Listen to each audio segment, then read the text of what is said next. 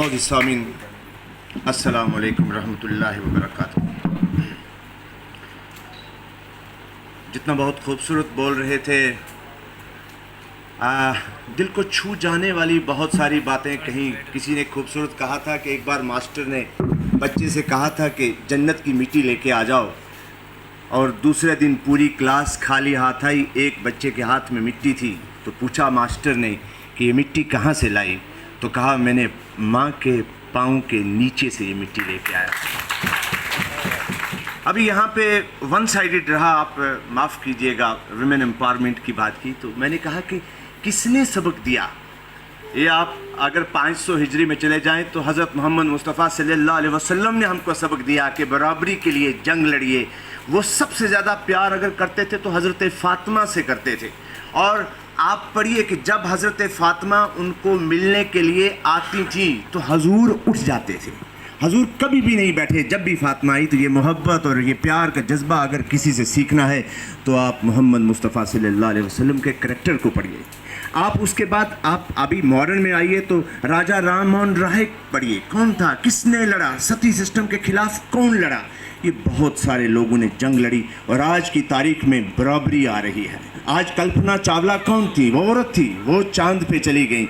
आज की डेट में आप बड़े बड़े लोगों, बचिंदरी पाल, हिंदुस्तान की सब जो पहली लेडी जिसने माउंट एवरेस्ट को क्लाइंब किया, तो वो कौन थी? वो एक औरत थी।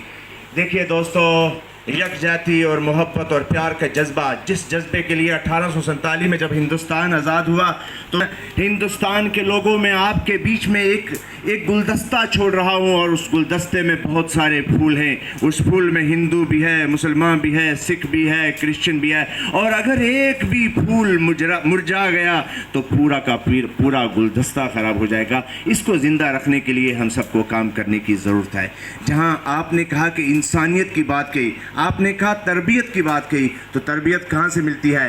आपको सबसे ज़्यादा अगर तरबियत मिलती है तो माँ की गोद से मिलती है। दोस्तों, माँ की गोद से मिलती है। और किसी ने बहुत खूबसूरत बात कही थी कि एक माँ 8-8 बच्चों को अकेली पालती थी, लेकिन आज 8 बच्चे मिलकर भी माँ को नहीं पाल रहे। ये लम्हे फ़िक्र है, इसको सोचने की ज़रूरत है।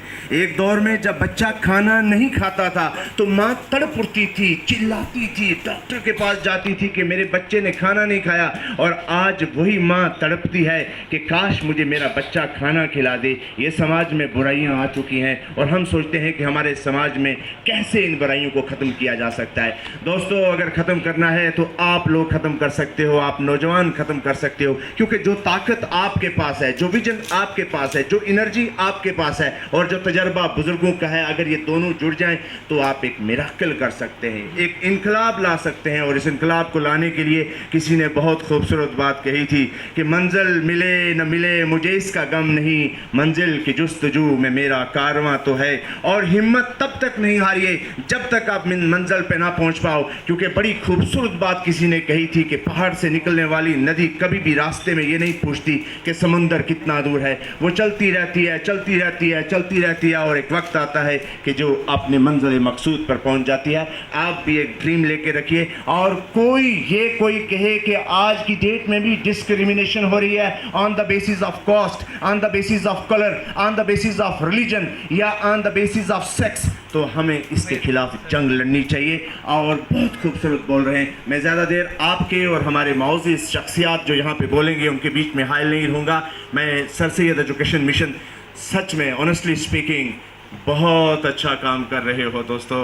और मेरे बीच में सरी मस्तान के हेड आए हैं, बहुत अच्छा काम करते हैं। बहुत अच्छा लगता है जब नौजवानों को देखते हैं कि उस दौर में जब सर हमारे नौजवान मोबाइल इंटरनेट में बहुत गलत चीज़ों के पीछे पड़े हुए हैं, और हमारे पुंछ की धरती के नौजवान, चाहे वो स्पोर्ट्स की फील्ड हो या कोई कल्चर हो या एकेडमिक हो, हर जगह पे हमारा पुंछ का नौजवान सफ़े अव्वल में रहता है। और क्योंकि ज़िला तरक्याती कमिश्नर और हमारे एसएसपी साहब ने आए हैं, तो मैं सिर्फ इतना कहूँगा कि पुंछ के लोग बगैर मजहब व मिल्लत के ज़िंदगी बसर करते हैं। यहाँ के लोग बगैर किसी डिफरेंस के एक दूसरे के साथ हमेशा खड़े रहते हैं। तो मैं आखिर में कंक्लूड करते करते एक बात ज़रूर कहूँगा सर सैयद एजुकेशन मिशन को कि आप जिस तरह से काम कर रहे हैं आप काम करते रहें। रास्ते में मुश्किलातें बहुत आएंगी, क्योंकि मुश्किलात किसको आती है? जो काम करता है। और किसी ने बड़ी खूबसूरत बात कही थी कि जब आप सड़क में गाड़ी लेके जाओगे तो साइड पे बैठे हुए कुत्ते उस गाड़ी के पीछे बहुत भौंकते हैं, भागते हैं, और आप कभी भी गाड़ी को रोकते नहीं हो। आप गाड़ी लेके चलते रहते हो और थोड़ी देर के बाद आप अपनी मंजिल पे पहुंच जाते हो। My best wishes are always with all of you. और कंक्लूड करूंगा शेक्सपियर की इस कोट के साथ कि वंस शेक्सपियर ने कहा कि I cried when I had no shoes but I stop crying when I saw a person without legs. आपने ये सारा लेके चल रहे हैं। बहुत बहुत शुक्रिया।